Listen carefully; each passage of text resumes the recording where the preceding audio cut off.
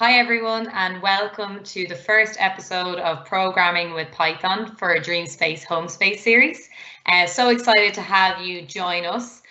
Working on these episodes, we are going to be joined by Damien very shortly. And in the background then, we also have some more of the team, including Corey and Richard, who can answer any questions. So on the right-hand side there's Q&A, and you can ask questions and get them answered as we go through the live webinar. If you're watching on demand, then no problem, we'll answer some of the questions at the end, and you might have had them as well.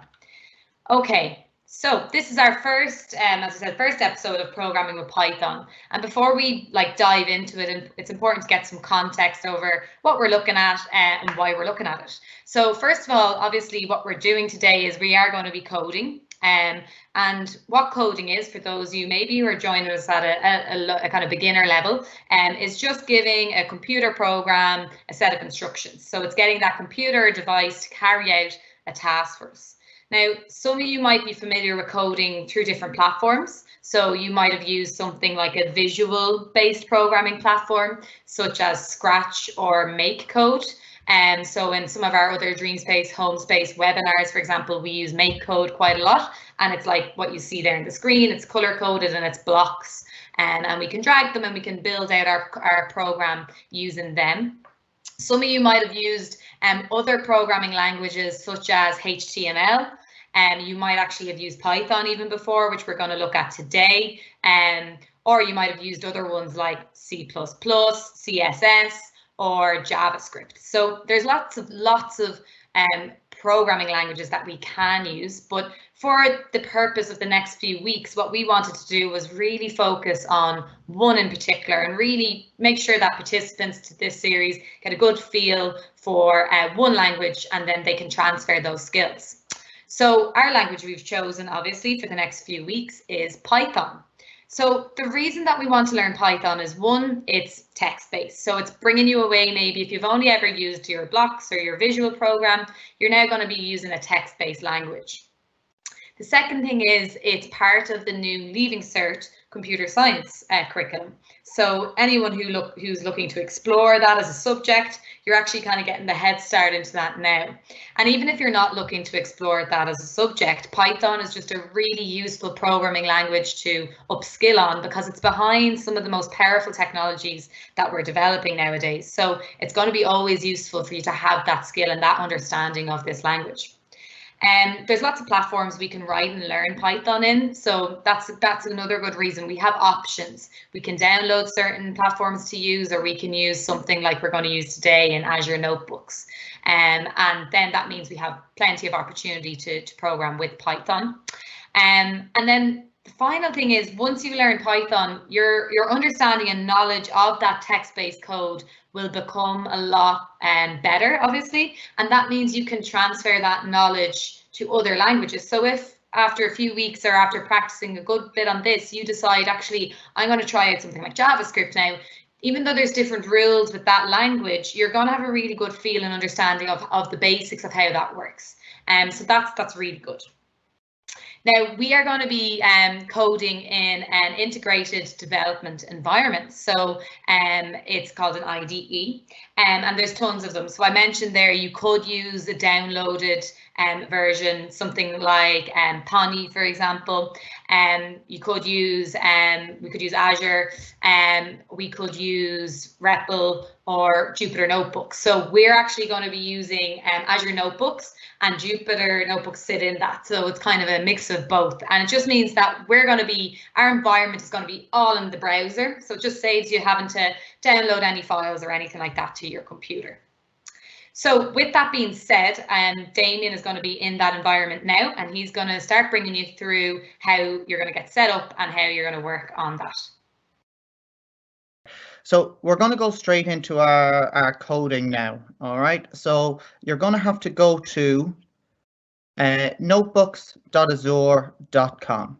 All right. So up here in your taskbar, when you go to your browser, if you type this in and search this page, you should come to Jupyter Notebooks. All right. And this is where we're going to learn how to do a little bit of Python coding.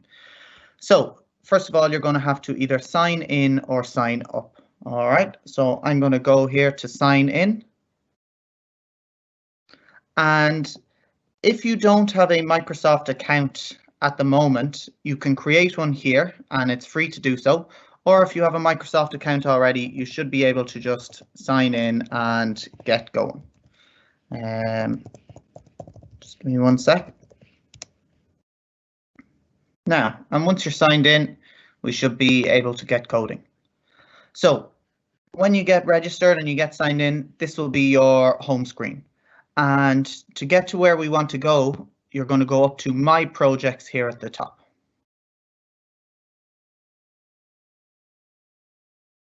Okay. And this is where all of your projects will be. So your projects will save automatically as you go and do them. And you can come back and look at them anytime or edit them anytime. And what we're going to do today, we're going to create a new project. All right. And I'm going to call this Programming in Python Lesson 1. We'll create a folder for us to keep our projects in. So this is our first folder, and we're going to create a place where we can create our Python code. So over here to the plus arrow, and we're going to create a new notebook. And I'm just going to call it Lesson 1 for today. And we're going to be programming in Python 3.6. So I'm going to select this here, 3.6. Okay. So that should create a file here for you, and it should have pynb at the end of it. And that means that it's a Python 3.6 file. All right. If that's not there, just go back up and create your file again. Okay. And we should be able to get going. So I'm going to click on that, and it should bring me into my notebook.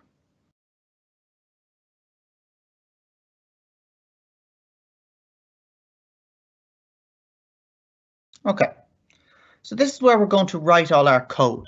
All right, we need an IDE or a platform, a place that we can write code, and then the computer will be able to understand it and do whatever the instructions that we give. So the first program that we're going to write here is a little print program. So we're going to print a message to the screen. And the way to do that is to just use the keyword print. All right, you can see that it goes green there. So that means any word that's in green or any piece of code that's in green means that it's a keyword. And we're going to put in a message.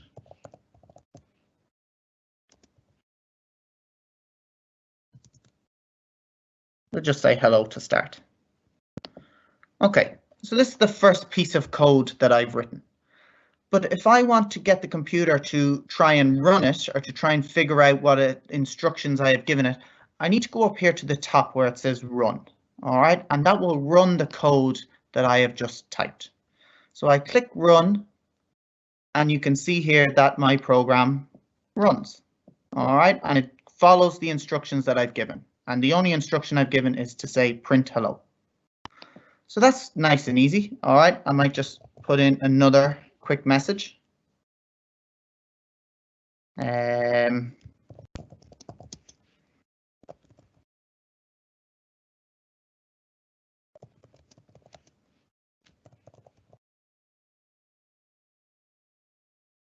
And when I'm finished here, I should be able to click run and my program will run.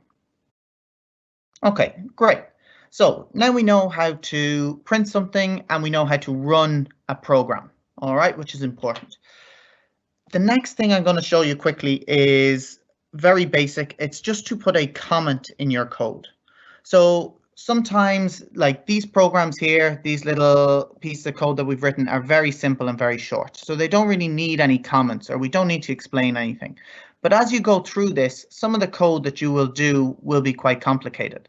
So to put in a comment just for your own peace of mind or for anyone else looking at your code to kind of explain, we use the hash symbol.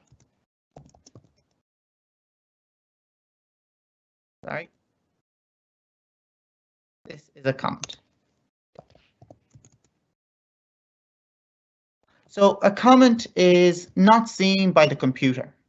All right, it doesn't look at it. it is just there in your code, and the computer skips over it and only runs instructions that are not in comments. So if I just say hello here again and run this, my computer won't worry about the top line that was there because there was a hash symbol there. That's just for me or for the user, and it will run the code that's below it. Okay. The next thing I want to show you quickly is if we leave lots of space in our text or in our code.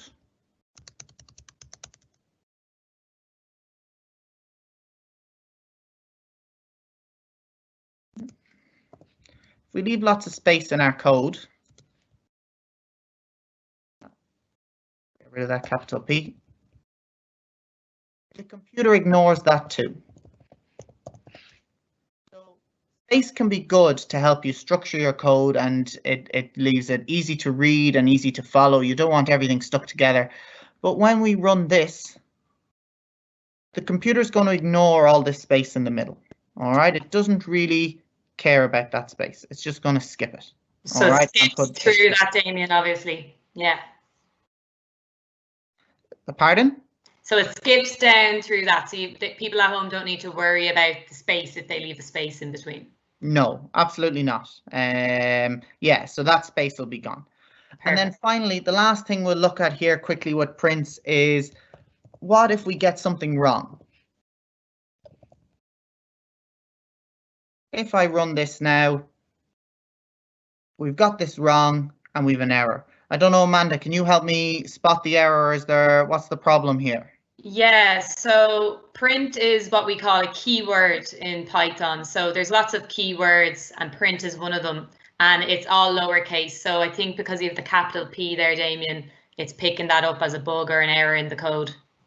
Yeah, exactly right. So code is very specific in case a lot of the time, and in syntax is another word for getting your characters and your symbols correct.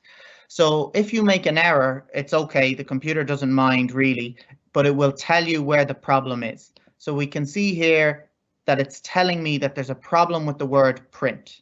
Okay, and that kind of guides you into how you're going to fix your code. So actually, if you make an error, you can go back to the box that you were working on or the line of code that you were working on, and we can correct it. So I'm going to change that to a small p, and I'm going to run that again, and we get our line to print out. Perfect. Okay. So there's a couple of people commenting there, Damien, just saying, you know, they're new to this. So what I would advise maybe is that people pause if they need, and they can look at your screen and pop into their screen and try maybe a couple of print statements. What do you think? Yeah, like take your time with this, and do pause the video and try and run your code. I know it can be hard to jump from one screen to another, so take your time going through this. All of these basics are very important, and once you get your head around these, it makes everything later on a little bit easier. Perfect.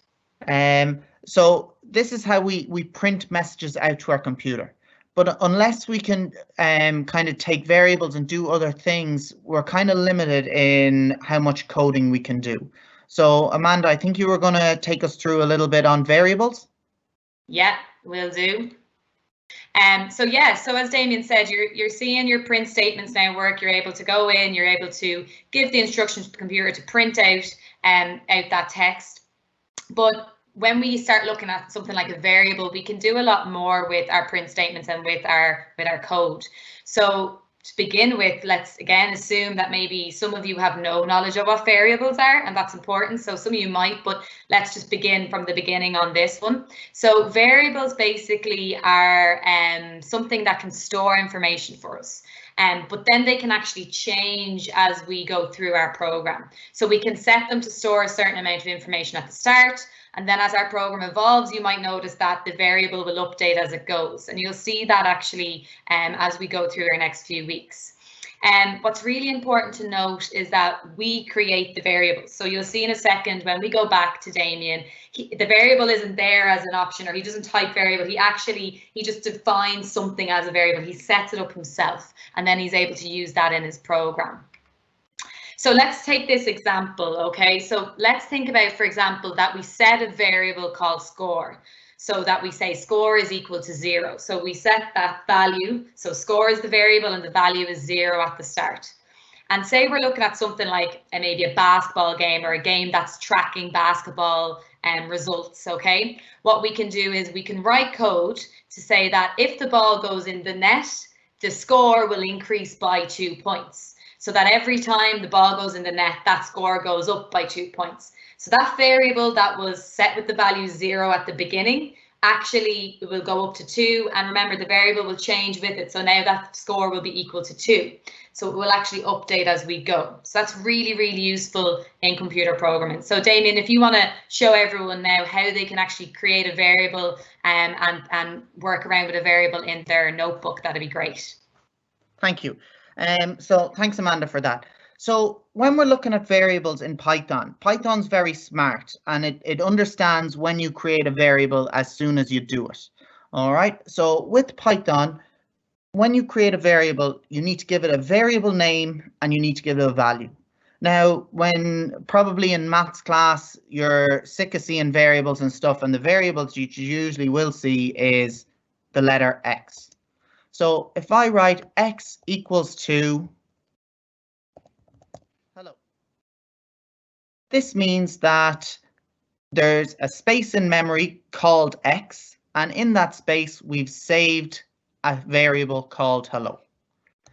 And now, if I was to write a little print statement and just put in X here, it should go and find whatever is stored in X and print that out for me.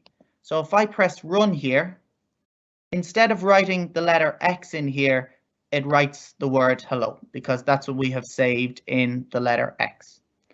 Now you can see here that we don't have any quotation marks on the X here because that X is a variable. It's not a thing that we want to print straight out. So if you're printing out variables, you're just going to put it in. You don't need to put it into quotation marks. Variables can change as well. So if I said here X equals to 7,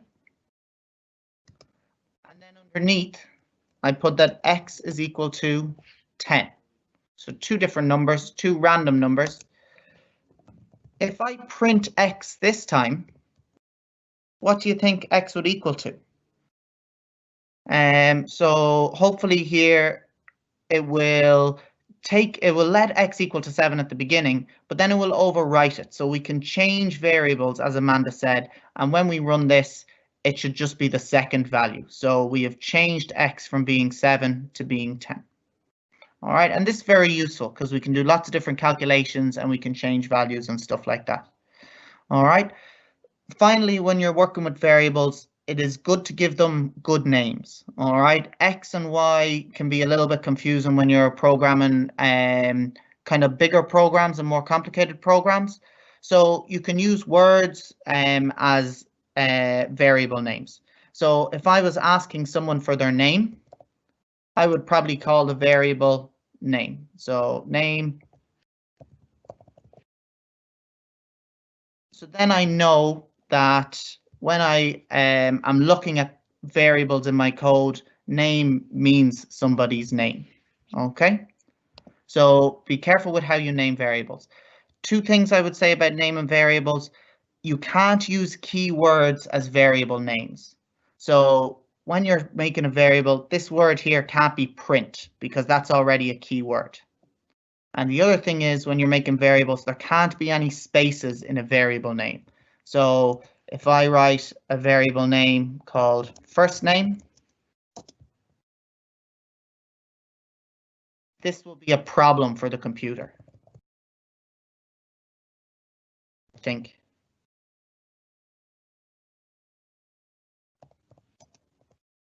First name. So if we go and run this code, we get an error and it says it's invalid syntax. So syntax means that I've made a mistake with my symbols or my words or my characters. And the problem here is that there is a space in the variable name, so there can't be any spaces. But if you wanted to fix that, you could put these two together and run this. And sorry, another mistake here. I needed to change this so that it matched my variable name. So that's really common, isn't it, Damien? And again, just to highlight, like, people need to pause maybe and try this out, and don't be, I suppose, disheartened if these error messages pop up. Like, when I went and learned how to program in Python, this happened all the time to me at the start too. So kind of just use that as a little learning. Look at what did I do wrong, and every little tiny mistake you make, you'll actually learn from it, won't you? Yeah, like errors they really are good things. They help you figure out problems, and yeah, making errors is not bad. It really is good, and it means that you're learning and you're learning from your mistakes. Perfect. So the last thing we might look at then today, we're going to look at trying to get some inputs from the user. All right, so it would be great. We can print out stuff and we can create variables, but if you want to kind of get some interaction from the person who is working on the computer, we need to be able to kind of get them to input some details. So the last thing that we're going to do here, all right, and maybe follow this, and once you've kind of seen this, pause the video and give it a try yourself, because this is very useful to be able to do. I'm going to ask the person who's using the computer what their name is. So I'm going to write in a little print statement.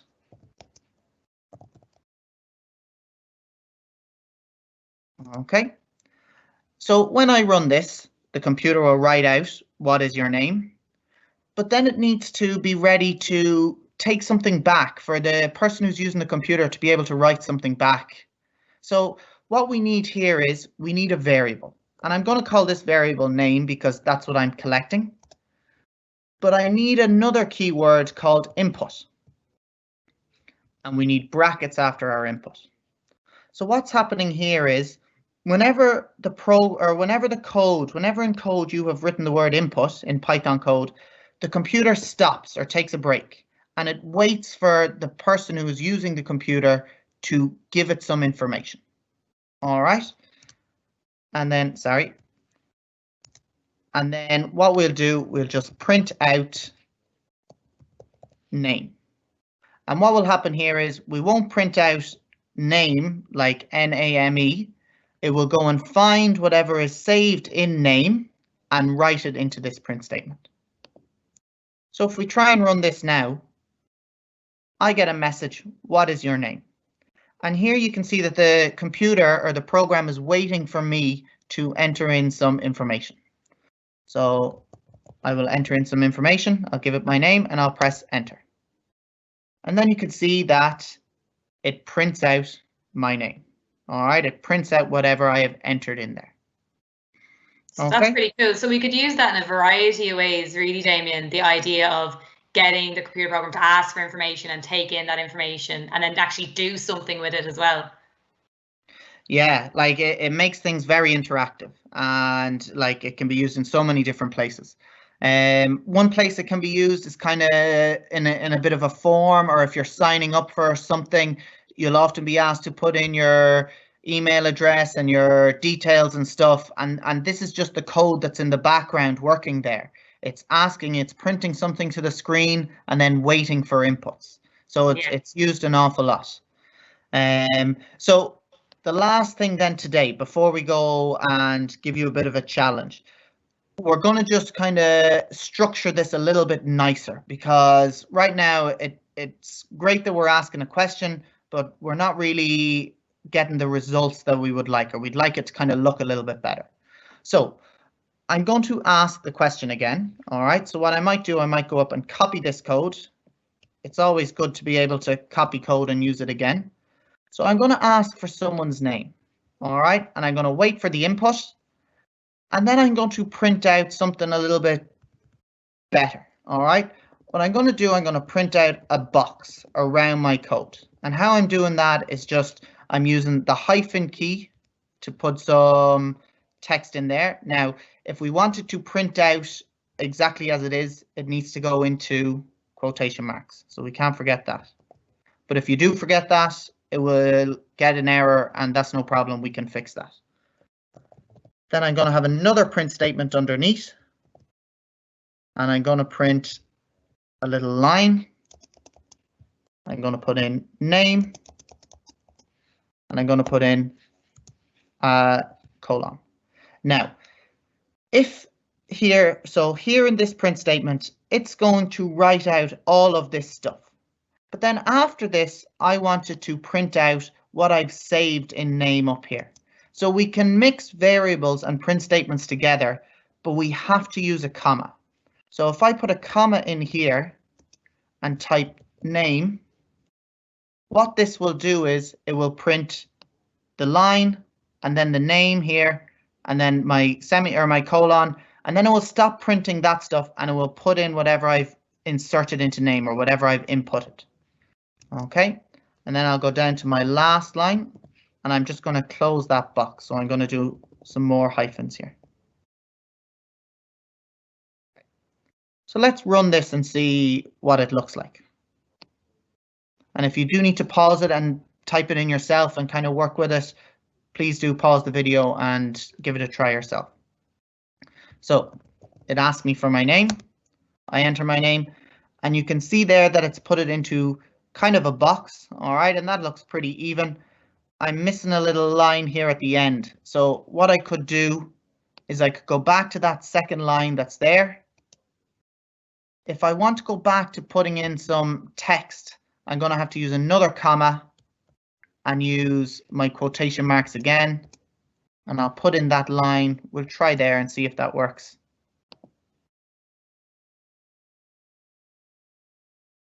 We'll run this. Sorry there. Let's try this again. So here, actually, this is a good thing to have happen. If you see here, we've got a star here. Maybe Amanda, you'd be better at explaining this. We've got a star here. So there's a problem with my running the code. Yeah, so there's on Damien's screen there, every time you put in the input, they call that a kernel. And you might notice at the top there, there's actually a menu called kernel. So if you see a little asterisk or a little star, it just means that that code in that box actually hasn't run. So you might run your code and then be waiting for something to happen, and you might not run. You might be like, what's going on? And if you see the little asterisk, you'll know. So what you should do is go to kernel like Damien's doing there, and you can go down and generally you've got a couple of options. You could just click restart for that one. Normally what I do is I restart them all. So I just say restart all the kernels and run them. So restart and run all, because then it will actually just go through my program and reboot the whole thing for me. It just sometimes your Wi-Fi at home or something might just drop out briefly, intermittently, and it will just prevent that from running. So you have to reboot the whole thing. But it normally will fix itself then pretty quick. So there, it's working through all of them. It's Perfect. stuck in this one. So I'll just run this one quickly. And actually on that, Damien, a good point to make there is the reason we might run them all again is because if you've actually defined your variable further up and you don't reboot the whole thing, it might not know what your variable actually is anymore. So it's kind of useful just to reboot the whole program. Yeah, very good. So now hopefully my kernel should work.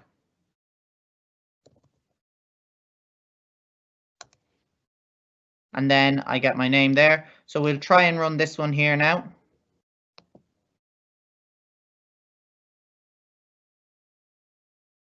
Press enter.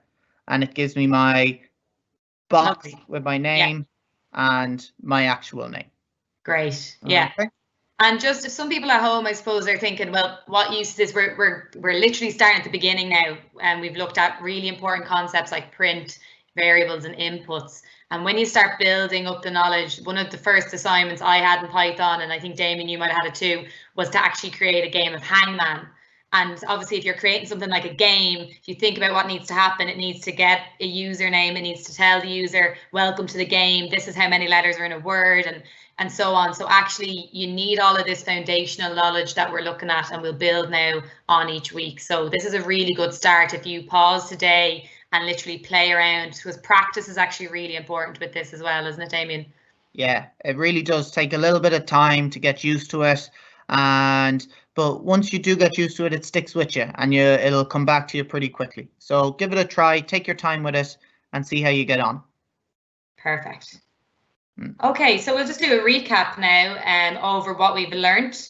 And when the recap is done, we will actually kind of just look at some sort of challenge maybe that you can practice with at home, because it's kind of one of the reasons they call coding a language. You know, you often hear people saying coding is language, and if you think about any language you've ever had to learn before, it's practice. It's all to do with immersing yourself in it and actually going over and over it until you really understand what you're trying to say. And very similar with coding. So we flew through a lot of stuff there. You can go back and look over it. You can pause, you can go into your notebook, you can practice a few different ways of running different print statements, running variables, trying new variables, play around, so that when you come back next week, that you can actually now, we'll keep building on that knowledge and build out other projects that maybe will look a little bit more relevant to what we use in everyday life when we're using computers and devices. So like we said, coding is obviously, what we've learned is what coding is. It's giving our computer program a set of instructions. And again, there's multiple languages you can do that in, and our focus for the next few weeks is going to be Python. We've also looked at print statements. So getting our actual screen, or our device, in our case, our screen, to display these messages or print specific messages out for us. And obviously you've seen there, if you do a couple of them, you're literally repeating the same steps over and over. You might just be changing what you want to appear within your print statement. So Damien there, for example, had text appear at one point, just text on its own. And another point then he built out something like a table. So he was changing up how a print statement was going to display. We looked at variables, so important. They're storing our information, and then they can actually change as we go. So again, if you remember, we created a variable there called name, and the value assigned to that variable was any input that the user gave. So obviously name was our input, and then when Damien wrote in Damien, name was then equal to Damien. So it actually updated the information it stored as it went, and that's going to be really useful for us when we're doing our various programs as we go. We also looked at inputs. So inputs are so important again in coding. They're how the program takes information in from its environment. And in this instance, our input was that the program took information in from a user. So that if this actually came up on something for someone like a game of Hangman, the input would be what the user typed in as their name or their nickname, and it would display that saying welcome to the game. So it's just a way for us to take in information from around the environment. And then lastly, you might have run into a couple of errors, and please don't be disheartened if this happens. I can't emphasize that enough. I was completely new to computer science myself 2 years ago, and at the start I was like, oh my god, I'll never get the hang of this, and now I absolutely love it. Don't get me wrong, I still make lots of mistakes, and it's just about going back through it. And like Damien said, Python, the program tries to help you. It tries to show you where your error is. So really do read what it tells you in the error message. It tries its best to help you. Don't be disheartened, because we're here to help, and there's lots of people available. There's lots of resources available to help. So each week we'll build on our knowledge, and hopefully we'll get the hang of finding errors and fixing them as we go. Now, okay, home challenge. So the reason we set a home challenge, or it's something for you to try straight after the webinar, or even in a couple of days to refresh the memory. Again, like we said, it's just to get the practice in. So what we want you to do is, you've seen there, Damien programmed so that it got an input of a name from a user. So that actually it asked at the start of the program, what's your name? Damien wrote in his name, and then we had an output for how that should look. Okay, what we want you to do is, could you actually add to that now? So could you actually ask for the user's name? Could you then display the name along with their age and maybe a hobby? So you're actually going to be getting 3 different inputs from a user. And then the output, or what we see at the end when you run the code, we'd like you to get it to look something like you see here on the screen. So see there, there's a little table. So Damien's done an example here. Thanks for signing up. We need a few details.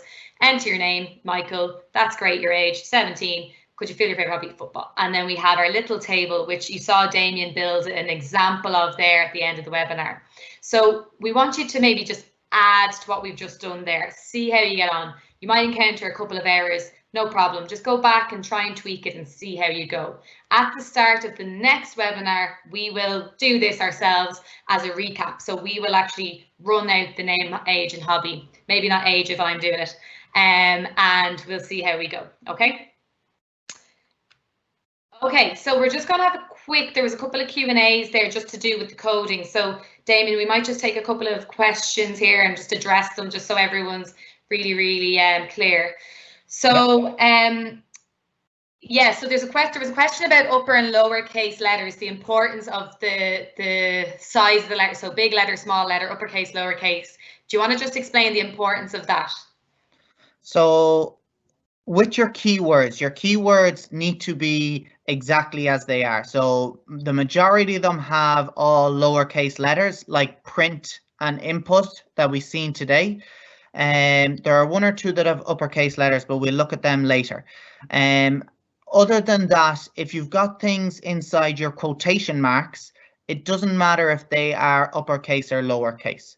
So really, you just got to be careful with your keywords like print and input, that they're all lowercase, exactly as they should be. Okay, perfect. And then there's a question about saving. Do they need to save everything here, like you know, to a certain location, or yeah, just about saving, really, about logging back in? Will their work be there? Yeah, so once you've signed up onto your Jupyter notebooks and you've created your notebook, it always auto saves. So if you close out of your browser or out of the program and you go back and log in again, all of that code that you've written beforehand should be there ready to go again. So just remember your username and your password so that you can log back in, and it should all be there ready to go. Perfect. And then there's another one here I'll take, just saying, will your notebook be shared? So that actually brings me to the next slide. So I'll just quickly explain that one for everyone so they know. So we have a Wakelet collection of all of our resources from all of our webinars, and it's at this web link, so aka.ms/homespace files.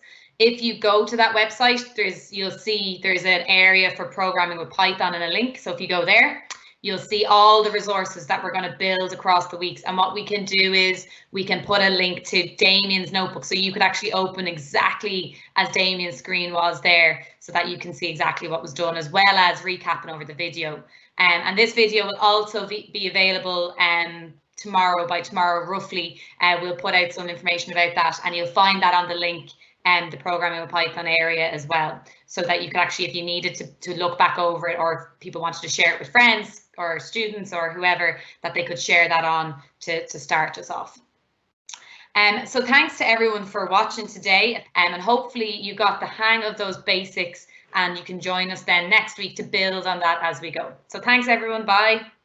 Thank you, take care.